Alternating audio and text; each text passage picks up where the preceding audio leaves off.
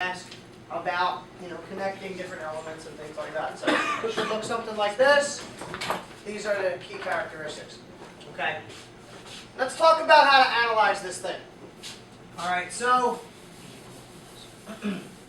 let's suppose that we have some information about these bulbs and also about the battery. Okay, so let's say, for example, that we have a 9-volt battery, and let's suppose we have a 5 ohm resistor,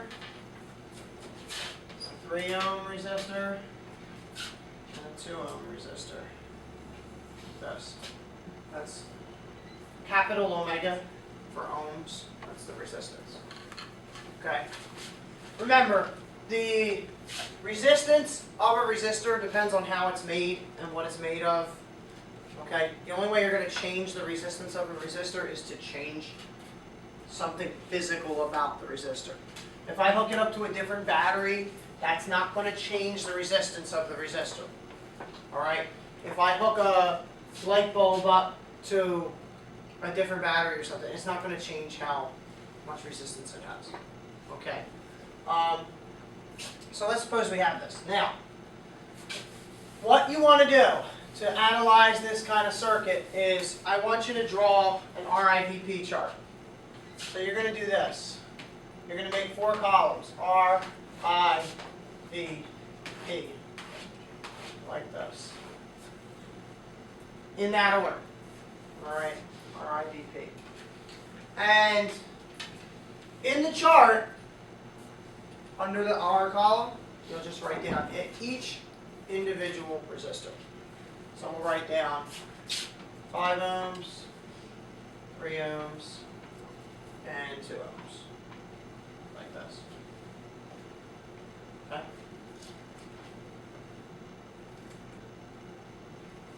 Now, after I've done that, the next thing that I want to do is I want to find the equivalent resistance of this circuit. So I want to look at this circuit and kind of simplify it down. Now the thing that I learned is that in a series circuit, the equivalent resistance is the sum of each individual resistor. So 5 plus 3 plus 2 is what? 10. 10 ohms. So the equivalent resistance of this circuit is 10 ohms. So in other words, what that's like saying is that that circuit is mathematically equivalent to this circuit.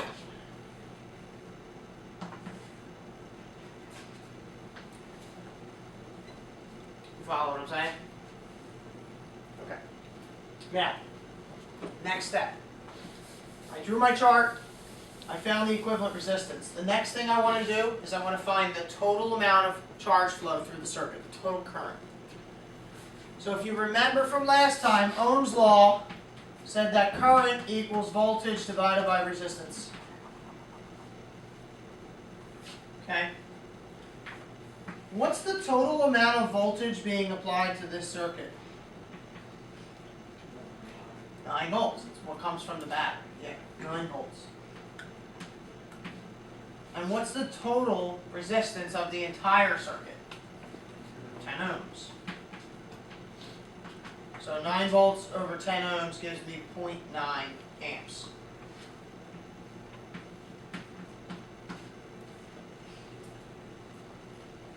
So I found the equivalent resistance of the circuit. I found the total current that will flow through the circuit. Now, here's the critical step. Since this is a series circuit, I know that that 0.9 amps of current flows through every one of these. It's shared. Current is always shared in a series circuit. So that means this gets 0.9 amps, this gets 0.9 amps, this gets 0.9 amps.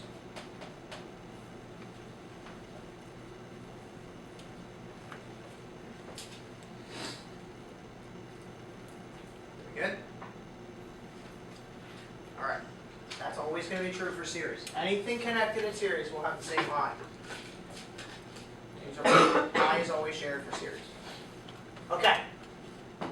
I want to know how much voltage does each individual resistor drop. So, you know, if I had a voltmeter, I would hook it up here and here and see what does the voltmeter say. That tells me how much different the voltage is from here to there. Okay? So to do that, I can go back to Ohm's law. I equals V over R. Rearrange that, solve for V. V equals IR. So the reason I draw the chart this way is because the V column is always just this times that. So just multiply these numbers together. All right? So 5 times 0.9 would give me 4.5 volts.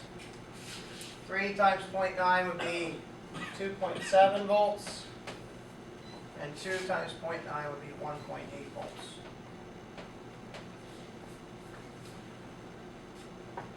So notice, these three resistors did not get the same voltage.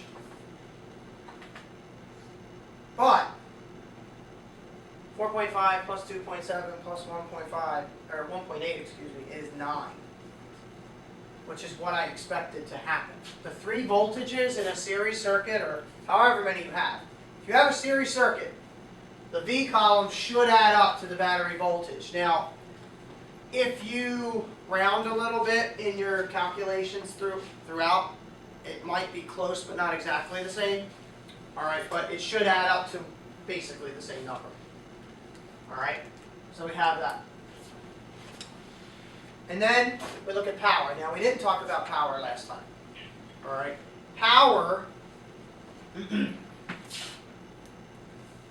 going to be I, the current, times V, the voltage. Okay, now there are other equations for power if you think about it, because V is IR. So you could make this I times IR, that would be I squared R. Alright, or you could say that I equals V over R, so then you have V squared over R. Doesn't really matter. Okay, really this is the definition, IV. Okay, so in our chart, this is nice because multiply this by that and it'll give you the power. Alright, so let's do that real quick. What's 4.5 times 0.9?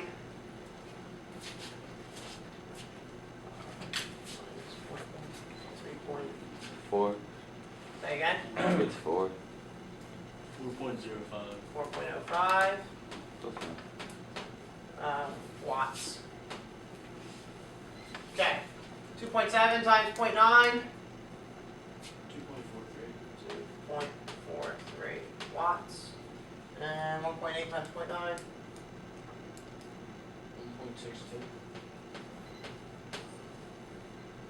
Okay.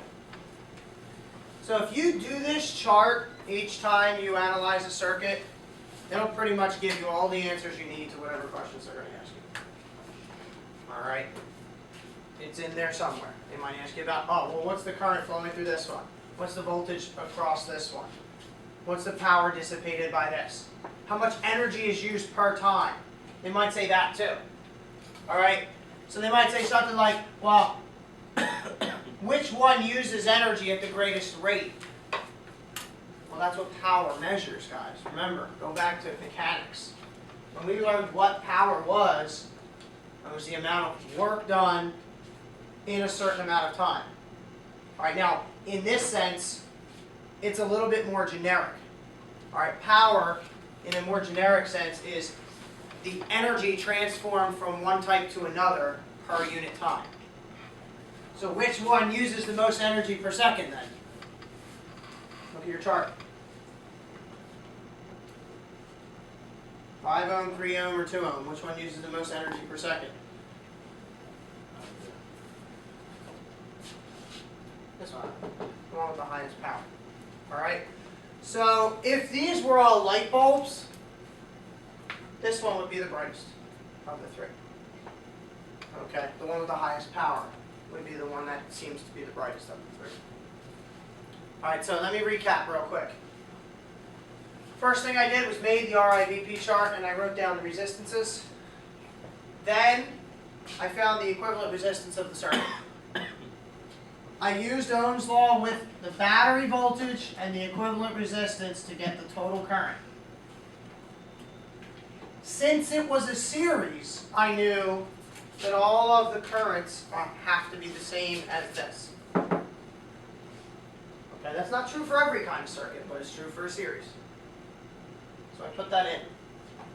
Once I had I and R, I can use Ohm's law to find the voltages by multiplying, and I can find the power by multiplying I times V.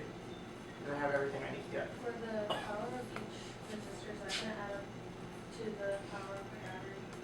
The power of the battery. What do you mean the power of the battery? Like the 9 volts times the each. The total Yeah. current Yeah. times the battery voltage. It should. In a series it will, yeah. Okay. Questions on that? Alright, so this is how we analyze a series circuit. Alright, but series is not the only kind of circuit that we have. Let me erase this. Alright, so we need to look at parallel circuits also. And a parallel circuit is connected differently. Okay, so I'm going to do the same thing of connecting 3 bulbs to a 9-volt battery, just like I did earlier. But the difference is, I'm going to wire it differently, and then we're going to see what some of the what is different about it.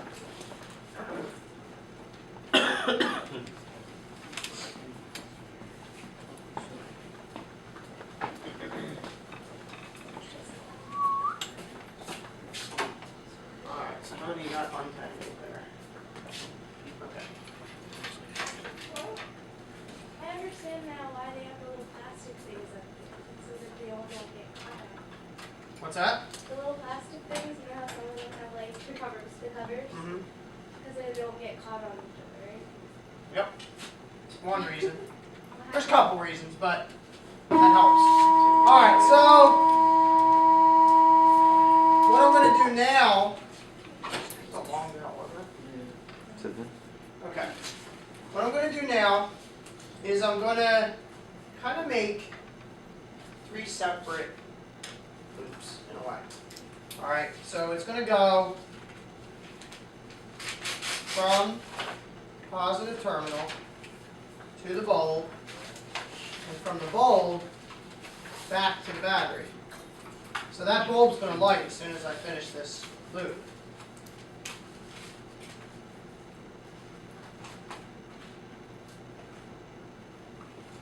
Okay? Then, what I'm going to do is for the next bulb, I'm going to just do the same thing again, except this time, instead of hooking up to the battery, I'm going to hook to the 2 ends of the bulb. That's already lit.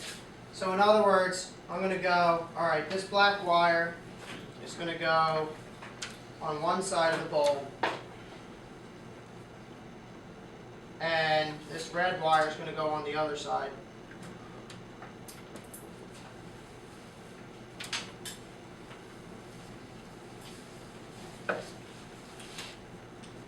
And then we'll have 2 lit.